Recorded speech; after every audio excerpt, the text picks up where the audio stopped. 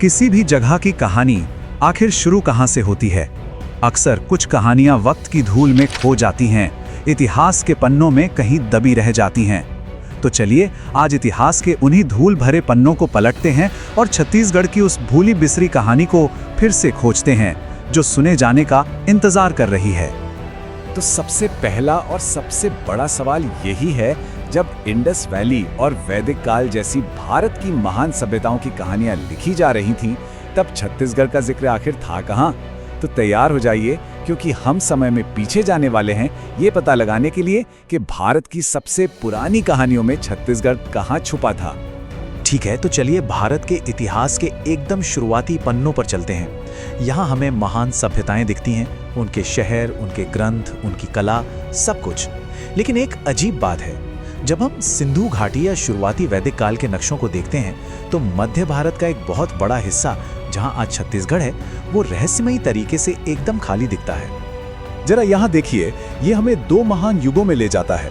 एक तरफ है सिंधु घाटी सभ्यता, जो आज के पाकिस्तान और उत्तर पश्चिमी भारत में फली फूली। दूसरी तरफ है ऋग्वैदिक सभ्यता, जो पंजाब और उसके आसपास के सप्त सिंधु इलाके में थी। और कमाल की बात यह है कि इन दोनों ही बड़े जमानों में मध्य भारत यानी कि छत्तीसगढ़ का कोई पुरातात्विक या साहित्यिक सबूत मिलता ही नहीं। ऐसा लगता है जैसे ये एक ऐतिहासिक ब्लैक होल था, एक पहेली जिसका कोई टुकड़ा मौजूद ही नहीं था। ये टाइमलाइन उस लंबी खामोशी को बिल्कुल साफ दिखाती है। हजारों सालों तक ये इलाका इतिहास की मुख्य कहानी से बाहर रहा। आद्य ऐतिहासिक काल एक खाली पन्ने जैसा था। शुरुआती वैदिक काल में भी ये गुमनाम ही रहा। लेकिन फिर करीब 1000 ईसा पूर्व के बाद लेटर वैदिक पीरियड में एक हल्की सी फुसफुसाहट सुनाई देती है। इतिहास की खामोशी टूटने लगती है। और बस यहीं से हमारी कहानी का सबसे रोमांचक मोड़ शुरू होता है। गुमनामी के अंधेरे से निकलकर ये इलाका पहली बार इतिहास की रोशनी में आता है। ये वो पल है जब मध्य भारत की धरती पर पहले ऐतिहासिक पदचिह्न पड़ते हैं। तो आखिर ये बदलाव आया कैसे? हुआ ये कि उत्तर वैदिक काल के लोगों ने पूरब और दक्षिण की ओर बढ़ना शुरू किया, और जैसे जैसे वो आगे बढ़ते गए, उन्होंने घने जंगल, घुमावदार नदियां और बड़े बड़े पहाड़ खोजे। और पहली बार उन्होंने इस अनजान जमीन को एक नाम दिया और इसे अपने ग्रंथों में दर्ज करके हमेशा के लिए इतिहास का हिस्सा बना दिया। और इसके हमारे पास पक्के सबूत भी हैं। ये प्राचीन ग्रंथ इस इलाके के पहले जन्म प्रमाण पत्र की तरह हैं। शतपथ ब्राह्मण में नर्मदा नदी का जिक्र रेवा नदी के नाम से मिलता है। कौशिकी ब्राह्मण में विंध्य पहाड़ों का जिक्र है। और फिर आता है सबसे बड़ा सबूत, पाणिनि का ग्रंथ अष्टाध्यायी, जो पहली बार इस क्षेत्र को कोसल और दक्षिण कोसल नाम देता है। बस यही वो पल था जब दक्षिण कोसल का जन्म हुआ। लेकिन ये सिर्फ एक नाम नहीं था, ये तो एक ऐसी कहानी की शुरुआत थी जो पूरे भारत की आत्मा में बसने वाली थी। एक गुमनाम जमीन से एक महाकाव्य के केंद्र तक का सफर। चलिए देखते हैं कि कैसे ये इलाका रामायण का दिल बन गया। ये पूरी कहानी एक शाही परिवार से जुड़ी है। सोचिए, कोसल नाम का एक बहुत बड़ा साम्राज्य था, जिसे सरयू नदी दो हिस्सों में बांटती थी, उत्तर कोसल और दक्षिण कोसम। दक्षिण कोसल के राजा थे भानुमंत, और उनकी एक बेटी थी राजकुमारी भानुमती। उनकी शादी हुई उत्तर कोसल के राजा दशरथ से, और शादी के बाद वो कहलाई रानी कौशल्या। और हाँ, इन्हीं रानी कौशल्या ने भगवान राम को जन्म दिया। तो जरा सोचिए, इसका मतलब क्या हुआ? इसका मतलब ये हुआ कि दक्षिण कोसल की भूमि यानी आज का छत्तीसगढ़ भगवान राम का ननिहाल बन गया। ये सिर्फ एक ज्योग्राफिकल कनेक्शन नहीं था, ये एक बहुत ही गहरा भावनात्मक और पारिवारिक बंधन था। छत्तीसगढ़ अब सिर्फ एक राज्य नहीं था, ये भगवान राम का ननिहाल था। और ये रिश्ता यहीं खत्म नहीं हुआ। भगवान राम के बाद जब साम्राज्य उनके बेटों में बटा, तो लव को मिला उत्तर कोसल और कुश को विरासत में मिला दक्षिण कोसल।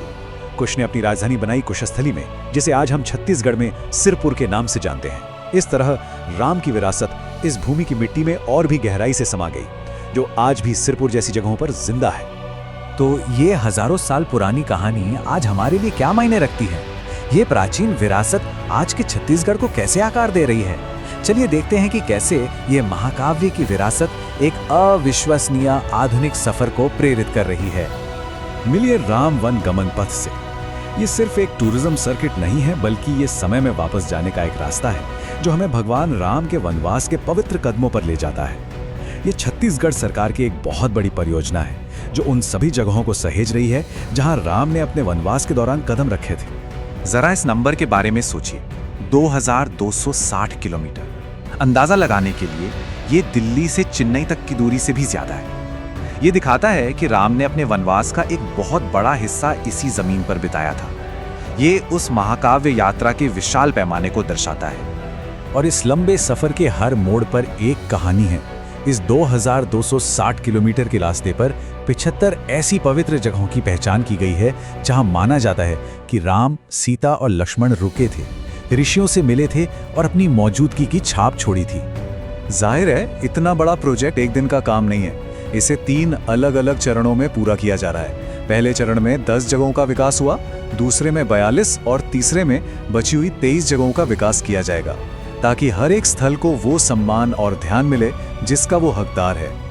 इस यात्रा के कुछ पड़ाव तो बस अविश्वसनीय हैं, जैसे कि चंदखुरी, जहां दुनिया का एकमात्र ऐसा मंदिर है जो माता कौशल्या को समर्पित है। ये राम के ननिहाल होने का जीता जागता सबूत है। और सीतामढ़ी हरचौका, सोचिए उस जगह पर खड़े होना जहां माना जाता है कि राम ने पहली बार छत्तीसगढ़ की पवित्र भूमि पर कदम रखा था। तो हमने एक गुमनाम जमीन से एक महाकाव्य के दिल तक का सफर तय किया है। हमने देखा है कि कैसे एक प्राचीन कहानी सिर्फ किताबों में नहीं बल्कि जमीन पर एक जीती जागती, सांस लेती हुई पहचान में बदल गई है।